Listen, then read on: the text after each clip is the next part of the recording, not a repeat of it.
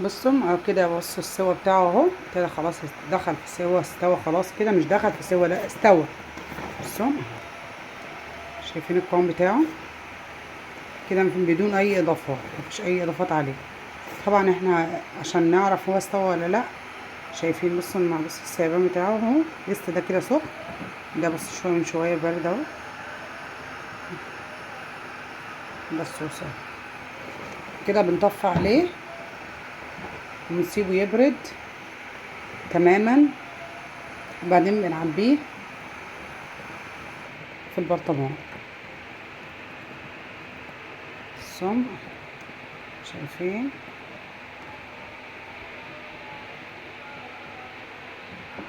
بصوا القوام بتاعه، بصوا عامل زي العسل الاسمر، بس طبعا القوام بيتقل. شايف عامل ازاي لسه كده. بصوا شايفين القوام بتاعه عامل ازاي.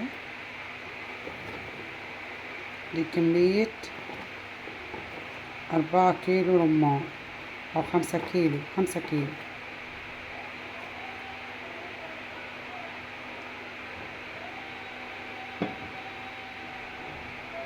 السلام عليكم ورحمة الله وبركاته. النهاردة هنعمل مع بعض دبس الرمان. ده رمان كده مفصصينه اهو. رمان بنفصصه اهو بالشكل ده. انا ما بحبش اقطعه نصين واخبط عليه، انا بحب افصصه بالشكل ده. صح.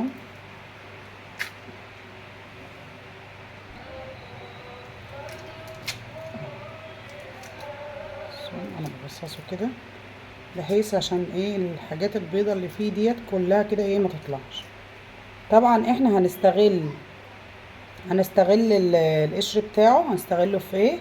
القشر بتاعه ده هننشفه، وهيبقى كمشروب للكحة وللبرد وللسعال. ده انا بنشفه خالص، واوريكم برضو منه ينشف شكله عامل ازاي، وبيتن معايا طول الشتاء. ده للايه؟ للسعال وللكحة. بأمانة ده هو طبعا هو كان مفيد جدا معايا اكتر من الادوية. ده انا جيت اشتريه من عند العطار، جيت اشتري القشر ده بس من عند العطار ناشف. بيقول لي الكيلو ب150 جنيه. الكيلو ب150 جنيه. طبعا احنا طول الفترة بتاعت الصيف ديت بيبقى الرمان كتير، وبتجيب الرمان بيبقى كمية القشر كتيرة. ممكن احنا نستغل الفرصة ديت ساعتها وبنشيل القشر ده بنخزنه لو في بدور برد جامد وسعال جامد. بتحاولي تحتفظي بالقشر ده عندك في برطمان في اي مكان في المطبخ، ما بيجرالوش حاجة. وهوريهولك برضو هو ناشف طريقته عاملة ازاي، وبينشف في الشمس. بياخد معاك اسبوع في الشمس عقبال ما بينشف. بالنسبة للدبس بتاع الرمان، احنا فصصنا الكمية اللي احنا محتاجينها اهي. ديت انا مفصصاها اهي بالشكل ده.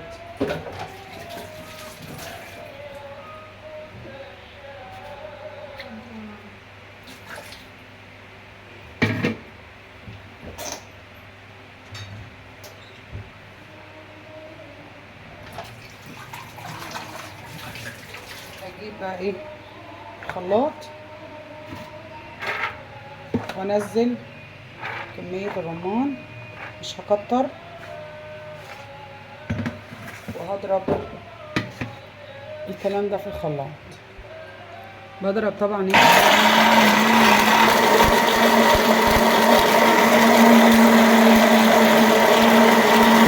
بنزل كده في مصفى،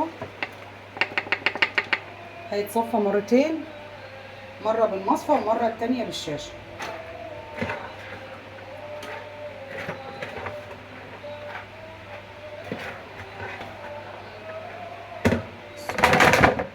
بسيبه، بحاول بقى ايه انزل اللي انا عصرته ده نزله كده.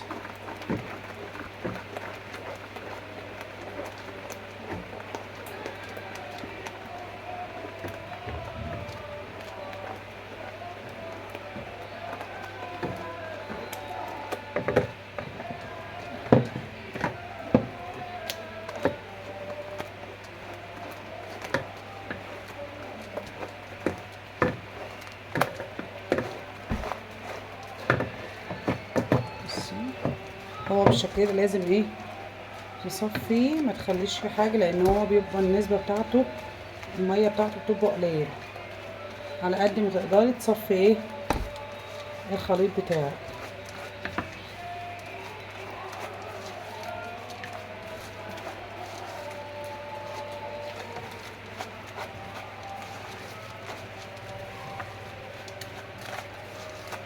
اهي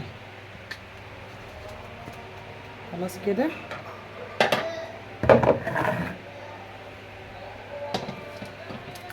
هعمل ايه بقى؟ هكمل باقي الكميه بتاعتي، وده هيتصفى تاني.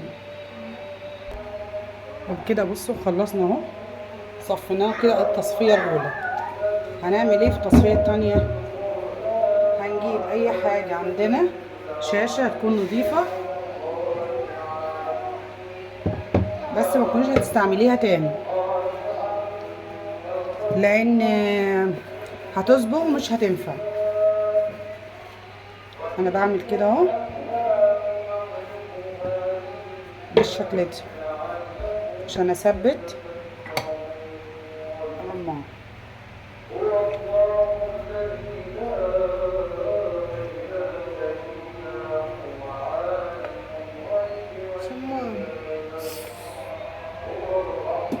بصوا بالشكل ده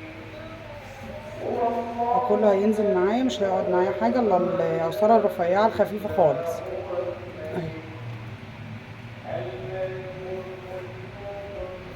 بصوا نازله معايا صافيه ازاي اهي. والتفل اهو بصوا، ده ان انا مش عايزاه مش محتاجاه ده خالص، لازم يتصفى بالشكل ده. دي العصاره اللي هتطلع من الرمان انا مش محتاجاها، شايفين عامله ازاي اهي. ده كل ده انا مش محتاجاه، والميه الصافيه اهي تحت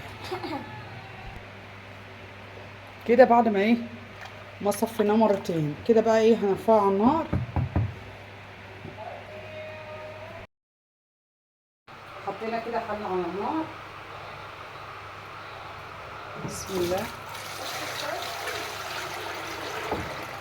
وكده ايه هننزله على النار بالشكل ده. اول ما يغلي ويبتدي يغلي جامد هنحاول ايه نهدي عليه، وهنسيبه على راحته لغايه ما يبتدي يستوي.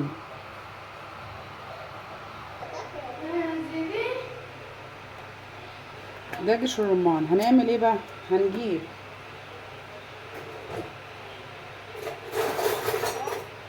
هنجيب السكينه عندنا، هنشيل بس حته اللحمه التخينه دي بتاعتها وهنخليها بالشكل ده.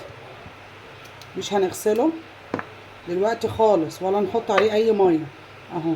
بصوا هنستعصر بس الحتت ديت كده. والله الكيلو ب150 عند العطار، اسألي عليه قولوا له قشر الرمان بكام. الكيلو ب150 جنيه. ده كمان من زمان يعني من فترة، انا بقالي حوالي بتاع 3 سنين ولا 4 سنين انا اللي بعمله على ايدي والله. بس من ساعة ما انا يعني صدري وجعني وكده وكان دور برد جامد، هو ده اللي ضيع البرد عندي وضيع الكحة السعال الجامد. السمع انا بستفاد بيه ده كله، باخده بنشره وعندي منه هوريكم برضو منشفاه ازاي ومحتفظه بيه ازاي من السنه اللي فاتت. كله كده دي الام بشيلها كده، بشيلها عشان مش عايزه اي حاجه فيه. بس انا حاطاه كله كده مجمعاه.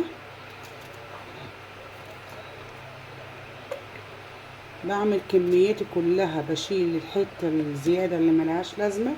ده بيشيل السعال. اي عيل عنده برد او اي حد عنده برد ودور ماسك سعال شديد، بجد والله العظيم فعلا نعمه، لان ده مذكور في القران يعني اكيد مفيهوش حاجه وحشه. الصوم اهي. بمسك كل الكمية بتاعتي كده اهي.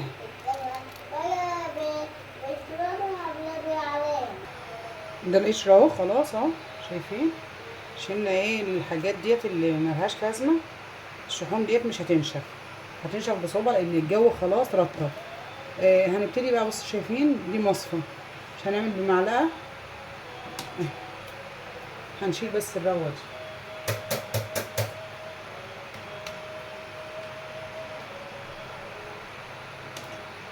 مفيش اي حاجة خالص، وبسيبها بقى ايه تتعايش مع نفسها لغاية ما يستوي. قبل ما يستوي نشوف هنعمل معاه ايه. طبعا احنا قشر الرمان ده هنحطه في الشمس، هياخد معانا بتاع اسبوع وزيادة كمان في الجو الرطوبة ده. بصوا بعد ما ينشف حطيه في برطمانات او في كيس في باب التلاجة او في المطبخ عادي، مش هيجراله اي حاجة. ماشي، تعالوا كده نسموا بالله ونصلي على رسول الله ونشوفوا كده هنعمله دبس الرمان ده ازاي، وبطريقة سهلة وبسيطة وبدون اي اضافات. تعالوا كده نشوف كده هنعمل الدبس ده ازاي بالطريقة القوام الحلو ده ازاي وبدون اي اضافات. اهي ال4 كيلو صفوا معانا حوالي كيلو الا ربع، كيلو الا ربع من دبس الرمان. وكمان هنستفيد ازاي من القشر بتاعه وهنعمل بيه ايه. تعالوا كده نسموا بالله ونصلي على رسول الله ونبدأ الفيديو كده مع بعض وهنشوف هنعمله ازاي.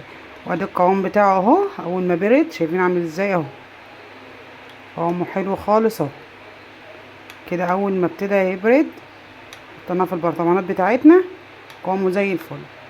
لو اول مره تشوفيني اشتركي معايا في القناه وان شاء الله يوصلك كل جديد، وما تنسيش تفعلي زر الجرس عشان يوصلك الجديد بتاعنا، وشجعينا بلايك كده من عندك وكومنتاتكم الحلوه.